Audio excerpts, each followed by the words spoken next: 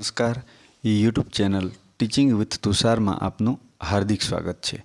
આજે આપણે ધોરણ 12ના પાઠ્યપુસ્તક ઇતિહાસના 1થી 40 પ્રશ્નોની અને તેના જવાબોની અભ્યાસ કરવાના છીએ, ચર્ચા કરવાના છીએ. તે પહેલાં જો તમે અમારી ચેનલની અંદર નવા હોય તો હમણાં જ અમારી ચેનલને સબસ્ક્રાઈબ કરો અને બેલ આઇકોન દબાવો, જેથી આવનાર તમામ વિડીયોની નોટિફિકેશન સૌથી પહેલાં તમને મળી જાય. ચાલો તો અભ્યાસ કરીએ જીસીઆરટી આધારિત ધોરણ 12ના ઇતિહાસના પાઠ્યપુસ્તકના 1થી 40 અગત્યના પ્રશ્નોની. તો જોઈએ પહેલો પ્રશ્ન. રાષ્ટ્રીય અભિલેખાગાર ક્યાં આવેલું છે? રાષ્ટ્રીય અભિલેખાગાર આવેલ છે દિલ્હીમાં. ક્યાં આવેલું છે? તો કે દિલ્હીમાં. પહેલા પ્રશ્નનો જવાબ આવશે દિલ્હી. આગળ વાત કરીએ પ્રશ્ન નંબર 2ની અંદર. સુરેન્દ્રનાથ સેને મહાવિદ્રોહ અંગે કયું પુસ્તક લખ્યું? સુરેન્દ્રનાથ સેને મહાવિદ્રોહ અંગે કયું પુસ્તક લખ્યું? એનો જવાબ આવશે 1857. શું જવાબ આવશે? 1857. આગળ વાત કરીએ પ્રશ્ન નંબર 3ની અંદર. ભારતીય વિદ્યાભવન ગ્રંથ શ્રેણીના સંપાદક કોણ હતા? ભારતીય વિદ્યાભવન ગ્રંથ શ્રેણીના સંપાદક હતા આર.સી. મજમુદાર. આર.સી. મજમુદાર. આગળ વાત કરીએ પ્રશ્ન નંબર 4ની અંદર. ઈસવીસન 1857ના મહાવિદ્રોહ પર સંશોધન કરનાર ગુજરાતી ઇતિહાસકાર કોણ હતા? 1857ના મહાવિદ્રોહ પર સંશોધન કરનાર ગુજરાતી ઇતિહાસકાર હતા રમણલાલ ધારૈયા. શું નામ આવશે? રમણલાલ ધારૈયા. એટલે પ્રશ્ન નંબર 4નો જવાબ આવશે રમણલાલ ધારૈયા.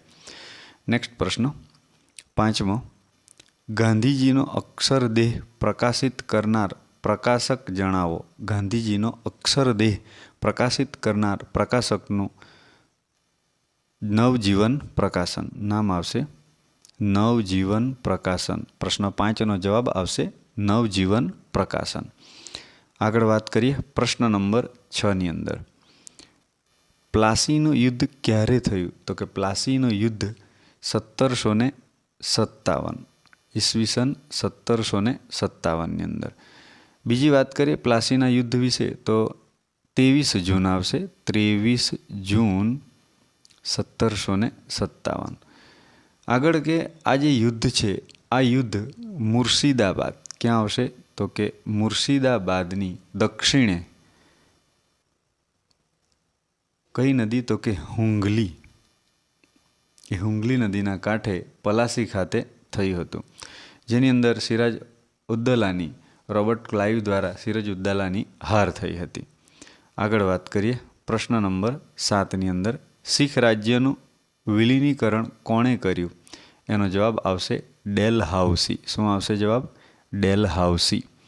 નેક્સ્ટ પ્રશ્ન નંબર 8ની વાત કરીએ. નાદિર શાહનું ભારત પર આક્રમણ ક્યારે થયું? તો કે નાદિર શાહનું ભારત પર આક્રમણ થયું ઈસવીસન 1739માં. જવાબ આવશે 1739. નેક્સ્ટ ક્વેશ્ચન પ્રશ્ન નંબર 9ની વાત કરીએ. હૈદરાબાદ રાજ્યનો સ્થાપક કોણ હતો? હૈદરાબાદ રાજ્યનો સ્થાપક, જેનો જવાબ આવશે આસફ જહાં ખાન. જવાબ આવશે આસફ જહાં ખાન. નેક્સ્ટ ક્વેશ્ચન પ્રશ્ન નંબર 10. મરાઠી સત્તામાં સર્વપ્રથમ પેશવા કોણ હતા?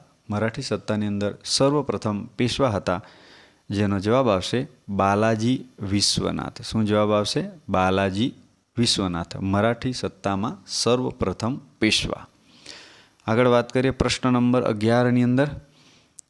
કયા મુઘલ સમ્રાટના સમયમાં અંગ્રેજોએ વેપારી કોઠી સ્થાપવાનો અધિકાર પ્રાપ્ત કર્યો હતો?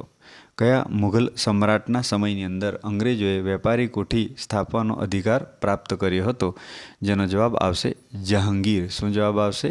જહાંગીર. નેક્સ્ટ પ્રશ્ન નંબર 12ની વાત કરીએ. મુંબઈ ટાપુ અંગ્રેજોને કોની પાસેથી મળ્યો હતો? મુંબઈ ટાપુ અંગ્રેજોને પોર્ટુગીઝ પાસેથી. કોની પાસેથી મળ્યો હતો? પોર્ટુગીઝ. ઉત્તર આવશે પ્રશ્ન 12નો પોર્ટુગીઝ. નેક્સ્ટ પ્રશ્ન નંબર 13ની અંદર. ફ્રેન્ચ ઈસ્ટ ઇન્ડિયા કંપનીની સ્થાપના ક્યારે થઈ હતી? ફ્રેન્ચ ઈસ્ટ ઇન્ડિયા કંપનીની સ્થાપના ઈસવીસન 1764ની અંદર થઈ હતી. આગળ પ્રશ્ન નંબર 14ની વાત કરીએ. બક્સરના યુદ્ધ સમયે બંગાળનો નવાબ કોણ હતો? બક્સરના યુદ્ધ સમયે બંગાળનો નવાબ હતો મીર કાસિમ. જવાબ આવશે મીર કાસિમ. આગળ વાત કરીએ 15મો પ્રશ્ન. બ્રિટિશ ભારતમાં સિંધનો વિલય ક્યારે કરવામાં આવ્યો હતો? સિંધનો વિલય. એનો જવાબ આવશે ઈસવીસન 1843ની અંદર. આગળ વાત કરીએ પ્રશ્ન નંબર 16. રેગ્યુલેટિંગ એક્ટ ક્યારે અમલમાં આવ્યો? રેગ્યુલેટિંગ એક્ટ ક્યારે અમલમાં આવ્યો? એનો જવાબ આવશે ઈસવીસન 1773ની અંદર. પ્રશ્ન નંબર 16નો જવાબ આવશે ઈસવીસન 1773. આગળ વાત કરીએ પ્રશ્ન નંબર 17ની અંદર. ફોર્ટ વિલિયમ કોલેજ ક્યાં સ્થાપવામાં આવી હતી? જવાબ આવશે એનો ફોર્ટ વિલિયમ કોલેજ, કોલકાતા. શું જવાબ આવશે? કોલકાતા. નેક્સ્ટ પ્રશ્ન 18. કયા ચાર્ટર એક્ટથી કંપનીનો એકાધિકાર નાબૂદ થયો? એનો જવાબ આવશે ઈસવીસન 1813ની અંદર. શું જવાબ આવશે? ઈસવીસન 1813ની અંદર. આગળ વાત કરીએ પ્રશ્ન નંબર 19. બ્રિટિશ હિન્દમાં સુપ્રીમ કોર્ટની સ્થાપના ક્યારે થઈ? બ્રિટિશ હિન્દમાં સુપ્રીમ કોર્ટની સ્થાપના ઈસવીસન 1773ની અંદર થઈ. જવાબ આવશે ઈસવીસન 1773. નેક્સ્ટ પ્રશ્ન નંબર 20. કયો ગવર્નર જનરલ ભારતમાં પોલીસ તંત્ર શરૂ કરનાર ગણાય છે? Most important question. કયો ગવર્નર જનરલ ભારતમાં પોલીસ તંત્ર શરૂ કરનાર ગણાય? તો એનો જવાબ આવશે કોર્નવોલિસ. શું જવાબ આવશે? કોર્નવોલિસ. બીજી વાત કરીએ તો એ પોલીસ સેવાના જનક કહેવાય. શું કહેવાય? પોલીસ સેવાના જનક અને સનદી સેવાના પણ આવશે. આગળ વાત કરીએ પ્રશ્ન નંબર 21. પેશવા બાજીરાવ બીજાનો દત્તક પુત્ર કોણ હતો? પેશવા બાજીરાવ બીજાનો દત્તક પુત્ર હતો. એનું નામ છે નાના સાહેબ. શું જવાબ આવશે? નાના સાહેબ. આગળ વાત કરીએ પ્રશ્ન નંબર 22ની અંદર. રાણી લક્ષ્મીબાઈ કયા રાજ્યની રાણી હતા? તો રાણી લક્ષ્મીબાઈ કયા રાજ્યના રાણી હતા? જવાબ આવશે ઝાંસીના. બીજી વાત કરીએ રાણી લક્ષ્મીબાઈની, તો રાણી લક્ષ્મીબાઈનું પૂરું નામ રાણી લક્ષ્મીબાઈ ગંગાધરરાવ. એમનો જન્મ છે એ જન્મ 19 નવેમ્બર, જવાબ આવશે 19 નવેમ્બરની અંદર 1835માં થયો હતો, વારાણસી ઉત્તર પ્રદેશમાં. એના બાળપણના નામની વાત કરીએ મિત્રો, તો બાળપણના નામ છબીલી, મણિકર્ણિકા અને મનુ. બીજી વાત કરીએ તો એના ઘોડાનું નામ, રાણી લક્ષ્મીબાઈના ઘોડાનું નામ બાદલ. આગળ વાત કરીએ તો જનરલ હ્યુરોજ એ લક્ષ્મીબાઈને સંગ્રામના એકમાત્ર મર્દ કહ્યા હતા. આગળ વાત કરીએ પ્રશ્ન નંબર 23ની અંદર. અંગ્રેજોએ તમામ ઊંચા હોદ્દા પર કોને નિયુક્ત કરેલ? અંગ્રેજોએ તમામ ઊંચા હોદ્દા પર કોને નિયુક્ત કરેલ? તો એનો જવાબ આવશે અંગ્રેજોને. આગળ વાત કરીએ પ્રશ્ન નંબર 24. ખ્રિસ્તી ધર્મના પ્રચાર માટે કોનો સહયોગ લેવામાં આવતો હતો? જવાબ આવશે પોલીસ. આગળ વાત કરીએ પ્રશ્ન નંબર 25. ખ્રિસ્તી ધર્મ અંગીકાર કરનારને મિલકતમાં કયા કાયદાથી હક આપવામાં આવ્યો હતો? એનો જવાબ આવશે 1850ના આરડી એક્ટ. આગળ વાત કરીએ પ્રશ્ન નંબર 26ની અંદર. કંપની શાસનમાં ભારતીયોને રાષ્ટ્રીય ઉદ્યોગ કયો હતો? તો એનો જવાબ આવશે વણાટ ઉદ્યોગ. શું જવાબ આવશે? વણાટ ઉદ્યોગ. ભારતનો વહાણ બાંધવાનો ઉદ્યોગ કોના એ જ ઉદ્યોગથી ચડિયાતો હતો? એનો જવાબ આવશે ઇંગ્લેન્ડ. શું જવાબ આવશે? ઇંગ્લેન્ડ. આગળ વાત કરીએ પ્રશ્ન નંબર 28ની અંદર. ઢાકાનું કયું વસ્ત્ર વિશ્વવિખ્યાત હતું? ઢાકાનું કયું વસ્ત્ર વિશ્વવિખ્યાત હતું? જવાબ આવશે મલમલ. નેક્સ્ટ વાત કરીએ પ્રશ્ન નંબર 29ની અંદર. નાગપુરનું રેશમ શેના માટે જાણીતું હતું? જવાબ આવશે બોર્ડર માટે. શાના માટે? બોર્ડર માટે. આગળ વાત કરીએ પ્રશ્ન નંબર 30ની અંદર. અમદાવાદ કયા પ્રકારના કાપડ માટે જાણીતું હતું? તો અમદાવાદ કયા પ્રકારના કાપડ માટે જાણીતું હતું? તો કે ધોતી કાપડ માટે. જવાબ આવશે ધોતી. આગળ વાત કરીએ પ્રશ્ન નંબર 31ની અંદર. રાજારામ મોહન રાય સમાજ સુધારણા માટે કઈ સંસ્થાની સ્થાપના કરી હતી? તો જવાબ આવશે બ્રહ્મો સમાજ. શું જવાબ આવશે? બ્રહ્મો સમાજ. આગળ વાત કરીએ પ્રશ્ન નંબર 32ની અંદર. રામકૃષ્ણ મિશનની સ્થાપના કોણે કરી હતી? જવાબ આવશે સ્વામી વિવેકાનંદ. શું જવાબ આવશે? સ્વામી વિવેકાનંદ. પ્રશ્ન 33. શિરોમણી ગુરુ પ્રબંધક સમિતિએ કયા સમાજમાં સુધારણાનું કાર્ય કર્યું? જવાબ આવશે કયા સમાજ માટે?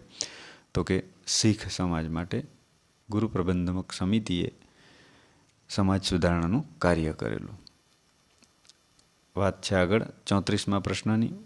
થિયોસોફિકલ સોસાયટીનું કાર્ય હિન્દમાં આવીને કોણે ઉપાડી લીધું? એનો જવાબ આવશે એની બેસન્ટે. કોણે ઉપાડી લીધું? તો કે એની બેસન્ટે. આગળ વાત કરીએ હવે પ્રશ્ન નંબર 35ની અંદર. સતી પ્રથા ઉપર પ્રતિબંધ મૂકતો કાયદો કોણે ઘડ્યો?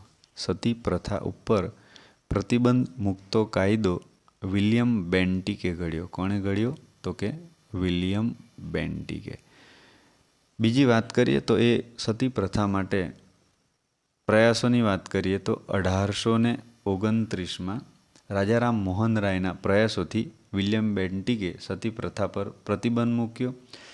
બીજી વાત કરીએ તો 1835 ઈસવીસન 1835ની અંદર કલકત્તામાં પ્રથમ મેડિકલ કોલેજની સ્થાપના પણ એમના દ્વારા થઈ હતી. આગળ વાત કરીએ પ્રશ્ન નંબર 36ની. મવાડવાદી નેતા કોણ હતા? તો એનો જવાબ આવશે ગોપાલ કૃષ્ણ ગોખલે. શું જવાબ આવશે? ગોપાલ કૃષ્ણ ગોખલે. 37મો પ્રશ્ન. સ્વરાજ મારો જન્મસિદ્ધ અધિકાર છે એ સૂત્ર કોણે આપ્યું? તો બાળ ગંગાધર ટિળકે. કોણે સૂત્ર આપ્યું? બાળ ગંગાધર ટિળક. સ્વરાજ મારો જન્મસિદ્ધ અધિકાર છે એવું. આગળ વાત કરીએ પ્રશ્ન નંબર 38. સાયમન કમિશનનો વિરોધ કરતી વખતે પોલીસના લાઠી મારથી કોનું અવસાન થયું હતું? સાયમન કમિશનના વિરોધ વખતે પોલીસના લાઠીમારથી અવસાન થયું હતું લાલા લજપતરાયનું. કોનું અવસાન થયું હતું? લાલા લજપતરાય. તો 38 પ્રશ્નનો જવાબ આવશે લાલા લજપતરાય. આગળ વાત કરીએ પ્રશ્ન નંબર 39. લંડનમાં ઇન્ડિયન હોમ રૂલ સોસાયટીની સ્થાપના કોણે કરી હતી? લંડનમાં ઇન્ડિયન હોમ રૂલ સોસાયટીની સ્થાપના શ્યામજી કૃષ્ણ વર્માએ કરી. કોણે કરી? શ્યામજી કૃષ્ણ વર્મા. તો 39મા નંબરના પ્રશ્નનો જવાબ આવશે શ્યામજી કૃષ્ણ વર્મા. આગળ વાત કરીએ પ્રશ્ન નંબર 40ની અંદર. છેલ્લો પ્રશ્ન આપણો. મોહનલાલ કામેશ્વર પંડ્યાએ કોના પર બોમ્બ ફેંક્યા હતા? કોના ઉપર બોમ્બ ફેંક્યા હતા? જવાબ આવશે વાઇસરોય મિન્ટો અને લેડી મિન્ટો. જવાબ આવશે વાઇસરોય મિન્ટો અને લેડી મિન્ટો. તો આ પ્રમાણે આજે આપણે ધોરણ 12ના પાઠ્યપુસ્તક ઇતિહાસના 1થી 40 અગત્યના પ્રશ્નોની ચર્ચા કરી. તો આવી જ માહિતી મેળવવા માટે અમારી સાથે જોડાયેલા રહો. જો તમને આ વિડીયો ગમ્યો હોય તો હમણાં જ અમારી ચેનલને સબસ્ક્રાઈબ કરો, વિડીયોને લાઈક કરો અને સ્પર્ધાત્મક પરીક્ષાની તૈયારી કરતા તમારા મિત્રો હોય એ મિત્રોને શેર કરો. તો નવા વિડીયોમાં ફરી મળીશું. ત્યાં સુધી જય હિન્દ, વંદે માતરમ, ભારત માતા કી જય.